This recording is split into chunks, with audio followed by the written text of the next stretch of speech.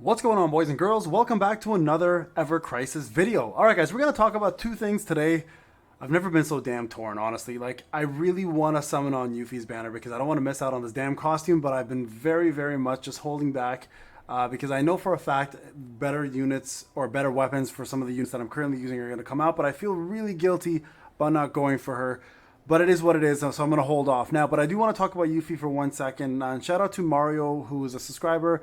Also, somebody who plays the game and is very passionate about Yuffie. He's actually given me some pretty good information regarding what Yuffie can do in regards to damage. So he sent me a comment, and I've actually looked up some of the details that he's provided with some other people and kind of cross-examined the info to make sure it was accurate. And it, in fact, was.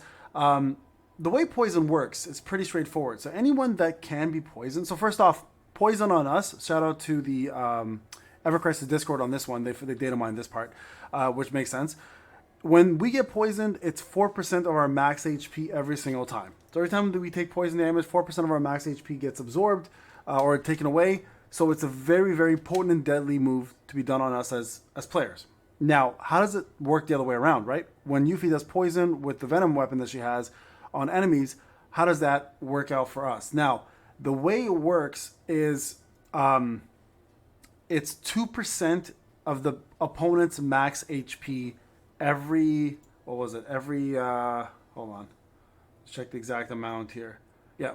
So it's 2% max HP for every 4.9 seconds against enemies that are susceptible to it. So someone like Ifrit, for example, was an example that people were using, including Mario, is it took about 3.4k, 3.5k off of his health every 4.6 seconds. Now, here's the catch, right, with this. The longer you can keep that poison up, the more damage it'll do over time, obviously, right? Like, the number may not increase in terms of the ticks, but the length of the ticks will increase. So that's what makes poison pretty deadly. Now, where the problem is going to lie is against, and this is what I mentioned in my last video, is how many opponents in events are going to be not susceptible to it. So if we take a quick second at Sephiroth, right? And then let me just go to that for a Sephiroth fight. He's pretty much immune to everything, including poison, right? And if we go to like the battle tower, let's just go to the battle tower. Let's just see if someone like the Astral Giant is going to be immune to it as well. So if I go to solo content, battle tower, let's find him. I forgot what floor I think it's floor 60 is the Astral Giant. So let's find the floor 61. No, that's not. Actually, let's just see if Baylor King is. Immunity's none. So he has no immunity, so you can definitely put it on him. Let's go to 55. Let's see if any of these guys are. Immunity's poison. See what I mean? So Uranus Strike is in fact immune to poison. So you could probably assume anything that's an element, such as this, probably is immune. Yeah, immune to poison. Any bombs.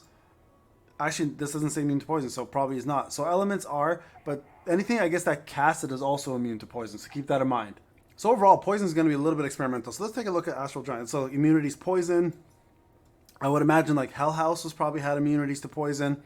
So, I mean, there's going to be creatures that will have immunities to it. And then there's going to be creatures that don't have any immunity. So, Behemoth, immunity to poison. So, this is what I was kind of worried about with poison. It's just like, how many of these bosses are going to be immune to it versus how many it won't be.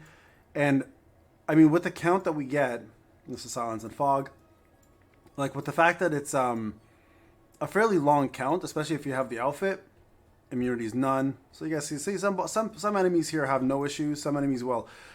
Like, we're going to have to really play around with this and figure it out, right? Especially for future content. Now, I'm assuming because it's a weapon that was released that's unique and it's one of a kind, we're probably going to see a lot of bosses come out that maybe won't have any immunities to it, right? So, right now, it's just kind of like a hit and miss. Now, I'm just curious. If I go to solo content and if I go to Summon Quest, I know Ifrit is not immune to it. We know that for a fact because everyone's been testing on him. Is Shiva immune to it? Let's find out. Immunities. Immune to poison. So she is immune to poison.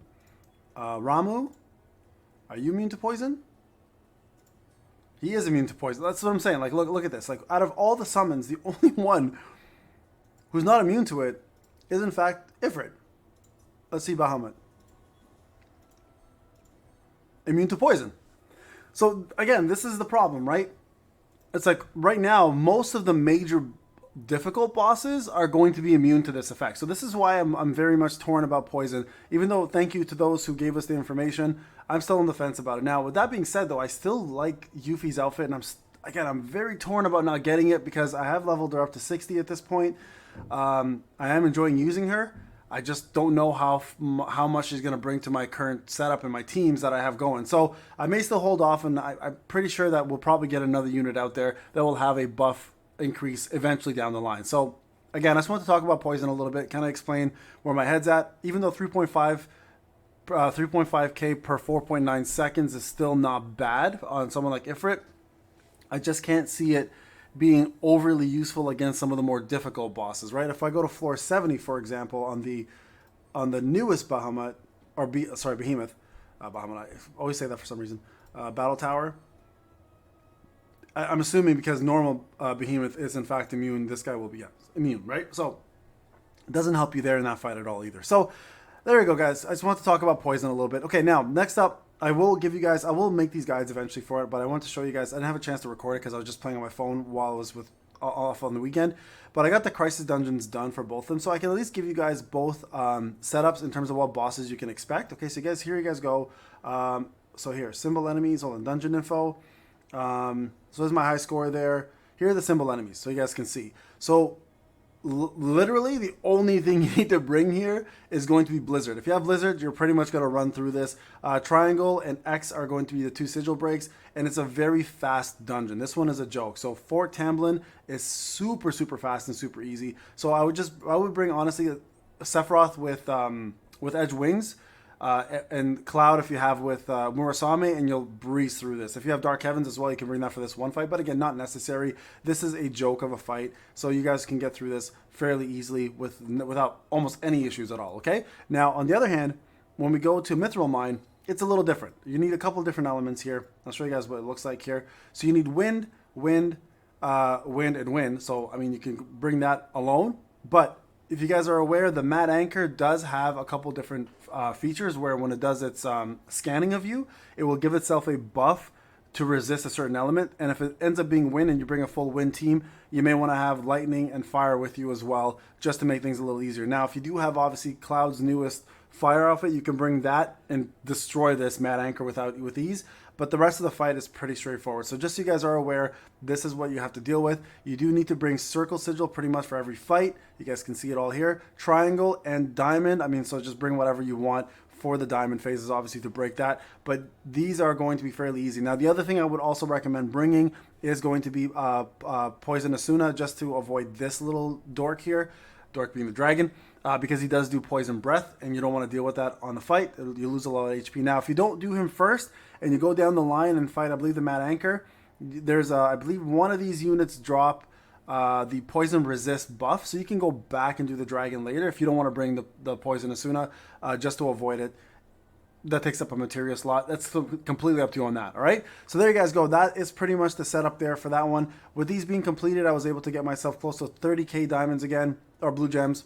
Or blue crystal, sorry. And I'm obviously kicking around at, what was that for?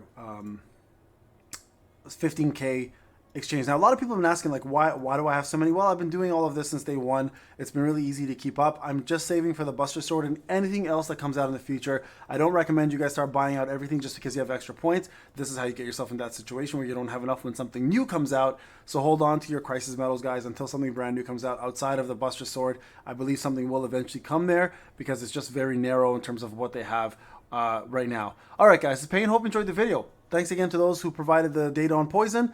I just want to go dive a little bit deeper into it and talk a little bit about its limitations and its upkeep and what you need. Being a little bit torn on Yuffie, obviously not having the costume and outfit, but I think that's the right move still for free to play. And then of course some extra information for you guys for the very hard dungeons. All right, guys, I'll talk to you guys in the next one. Take care.